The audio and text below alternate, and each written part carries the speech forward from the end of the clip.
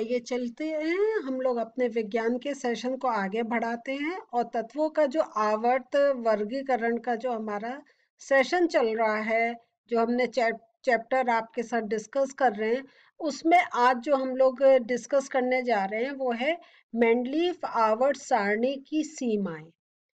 अभी तक हमने जो पहले दो वैज्ञानिकों का पढ़ा था उसमें उन्होंने जो काम किया उसके बारे में डिस्कस किया था, और उसके साथ हमने ये भी डिस्कस किया था कि कहाँ पर उनकी कुछ कमी रह गई जिसके कारण उनकी आवर्त सारणी को आगे नहीं यूज में लाया गया। तो ऐसे ही हम देख रहे हैं मेंडलीफ की आवर्त सारणी बहुत कुछ एक ठीक दिशा में जा रही है और वो हमें बहुत कुछ बता भी रही है। लेकिन तब भी जब जैसे जैसे तत्वों का या तत्वों के बारे में और जानकारी हासिल होती चली गई, तो मेंडलीफ की आवर्त सारणी में भी हमें कुछ सीमाएं मिलने लग गई। जबकि मेंडलीफ ने अपनी आवर्त सारणी में कुछ रिक्त स्थान दे रखे थे, और जो हमें नोबेल गैसेस मिली थी उनको हमने बिना मेंडलीफ की टेबल को छेड़े हुए उनको अलग स्थान दे दिया था। लेकिन उसके बाद भी हमें कुछ सीमाएं मेंडलीफ की आवर्त सारणी में देखने को मिली। वो क्या सीमाएं थी, चलिए हम लोग सेशन में आगे देखकर पता करते हैं। तो आज हम लोग अपना ये तो आज हम लोग अपना 5th सेशन स्टार्ट कर रहे हैं, जिसमें हम जो मेंडलीफ की जो आवर्त सारणी है उसकी सीमाओं की बात करेंगे। तो मेंडलीफ के वर्गीकरण की सीमाएं, हम पहला जो आज इस समय टॉपिक ले रहे हैं वो है कि हाइड्रोजन को क्षार धातु के साथ रखा गया। तो मेन आप ये ध्यान रखें, हम लोग हाइड्रोजन पर फोकस कर रहे हैं। तो अभी आपके सामने मैं 2 पॉइंट्स डिस्कस करूंगी और फिर देखेंगे क्यों हमें ये एक जो मेंडलीफ की वर्गीकरण था उसमें हम इसको सीमा के अंदर ले रहे हैं। तो जो हाइड्रोजन है उसको हमने क्षार धातु के साथ रखा। क्यों रखा क्षार धातु के साथ? क्योंकि हाइड्रोजन क्षार धातुओं की भांति ही हेलोजन, ऑक्सीजन एवं सल्फर के साथ एक जैसे सूत्र वाले यौगिक का निर्माण करता है।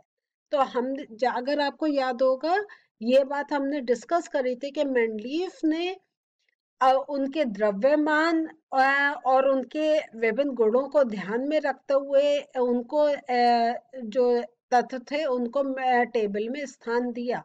और उसके साथ हमने वो जो यौगिक बना रहे थे ऑक्सीजन और हाइड्रोजन के साथ, क्योंकि ये दो चीजें ऐसी थी जिनके साथ तत्व बहुत जल्दी अभिक्रिया करते हैं, उस पर भी ध्यान दिया था। तो उस अभिक्रिया को ध्यान देते हुए हाइड्रोजन ने वो हाइड्रोजन को मेंडलीफ ने क्षार धातुओं के साथ रखा। वो क्यों रखा था उसका आपके सामने ये आंसर है कि वो जैसे धातु की भांति ही ये जो है हेलोजन, ऑक्सीजन एवं सल्फर के साथ वो जैसे धातु और धातुओं के साथ इनकी रिएक्शन होती है और एक उनका एक यौगिक बनता है, ऐसे ही हाइड्रोजन की भी उनके साथ अभिक्रिया होती है। दूसरा जो देखा उन्होंने कि दूसरी ओर जो हाइड्रोजन था वो हेलोजन की तरह द्विपरमाणुक अणु भी था और उसके रूप में पाया जाता है, और धातुओं तथा अधातुओं के साथ से संयोजक यौगिक भी बनाता है। तो यहाँ पे हम देख रहे हैं जो हाइड्रोजन है उधर तो क्षार धातु के साथ उसका एक हमें कुछ एक कॉमन चीज देखने को मिल रही है। उसमें उनके साथ जो तो उसमें हम क्या देख रहे हैं कि क्षार धातुओं जैसा ही जो हाइड्रोजन है वो अभिक्रिया कर रहा है, और इधर हम ये देख रहे हैं हेलोजन की तरह वो द्विपरमाणुक अणु भी बनाता है। द्विपरमाणुक अणु जैसे हमने Cl2 है ना, तो ये ऐसे ही H2। तो ये इस टाइप से, तो यहाँ पे देखिए कि हाइड्रोजन का यौगिक अगर हाइड्रोजन जैसे क्लोरीन के साथ कर रही है तो HCl बन रहा है, और जब कोई धातु क्लोरीन के साथ अभिक्रिया कर रही है तो NaCl।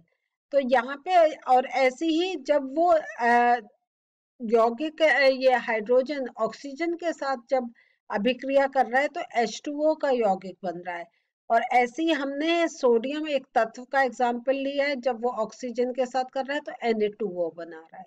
तो यहाँ पे कहाँ मतलब क्षार, ये जैसे हमारे जो यौगिक ये जो हमारे तत्व है, वो जैसे क्लोरीन ऑक्सीजन सल्फर के साथ अभिक्रिया करके एक यौगिक बना रहे हैं, तो वो हमें देखिए बिल्कुल सेम लग रहा है कि यहाँ पे HCl है तो यहाँ पे NaCl, यहाँ पे हाइड्रोजन के ऑक्सीजन के साथ H2O, तो ये सोडियम के साथ Na2O।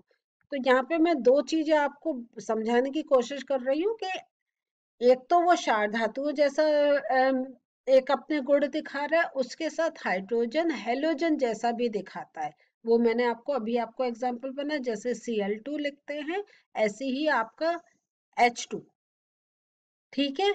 तो ये एक बहुत बड़ी एक समस्या हो गई कि हाइड्रोजन को हम किसके साथ रखें, और यहाँ पे एक हाइड्रोजन को उसको एक अपना स्थान नहीं दे पाए, इसलिए मेंडलीव की ये एक थोड़ी सी कमी रह गई। क्योंकि अम, अब जो जब वो ये जो एल्कली मेटल्स के साथ जब इसको रखा गया है, तो हेलोजन से वो काफी दूर हो गया, जबकि हेलोजन जैसी वो अभिक्रिया करता है।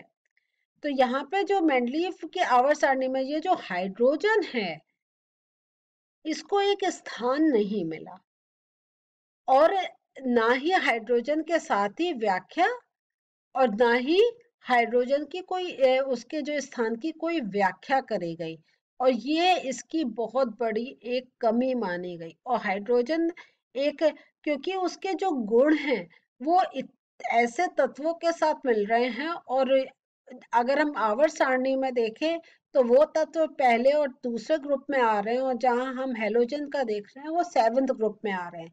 तो एक इतनी दूरी है, लेकिन हाइड्रोजन का एक, ये कहें एक यूनिक प्रॉपर्टी है कि वो दोनों ही के ही गुण अपने अंदर रखता है। तो ये एक कमी मानी गई मेंडलीव की टेबल में। दूसरा जो है, मेंडलीव की आवर्त सारणी में जब ये जब ये वो इस पर काम कर रहे थे, तब समस्थानिकों का पता नहीं चला था। समस्थानिक मीन्स आइसोटोप्स, कि उनके क्या होते हैं, रासायनिक जो गुण होते हैं वो तो समान होते हैं, लेकिन उनके जो परमाणु द्रव्यमान होते हैं वो भिन्न भिन्न होते हैं। तो और परमाणु द्रव्यमान की वजह से जो उनकी जो फिजिकल स्टेट है वो डिफरेंट होती है। तो केमिकल प्रॉपर्टीज सेम रहती हैं, फिजिकल प्रॉपर्टीज डिफरेंट होती है। जैसे हाइड्रोजन का जो अगर हम कहें समस्थानिकों के नाम, तो प्रोटियम, ड्यूटेरियम और ट्राइटेनियम। तो इनको, ये जो इनके जो समस्थानिक है, जो आइसोटोप्स है, इनको जो हमारी जो मेंडलीव की पीरियोडिक टेबल थी उसमें इनको कहीं भी स्थान नहीं दिया गया। और स्थान इसलिए नहीं दिया गया क्योंकि उस समय तक इनकी खोज नहीं हुई थी। तो ये भी एक हम मेंडलीव की टेबल का एक कमी मानते हैं। इस प्रकार क्या हुआ, जो तत्वों के समस्थानिक थे मेंडलीव की आवर्त सारणी के लिए एक चुनौती बन गए थे, क्योंकि वो तब तक पता नहीं चला था, और जब निकलने लगे तो उनको कहाँ रखे जाएं, तो इसलिए मेंडलीव की टेबल के लिए एक चुनौती बन गए थे। और ये जो चूंकि मेंडलीव की जो आवर्त सारणी थी का आधार तत्वों के परमाणु द्रव्यमान पर था, तो जो समस्थानिकों को आवर्त सारणी में समावेशित करना, उसके अगर उनको हम डालते तो इसका पूरा एक क्रम खराब हो सकता था। क्योंकि जब हम जो हमने गुण लिया था वो था उनका परमाणु द्रव्यमान, जिसको ध्यान में रखते हुए हम वो रखे गए थे, सारे तत्व एक सीरीज में रखे गए थे।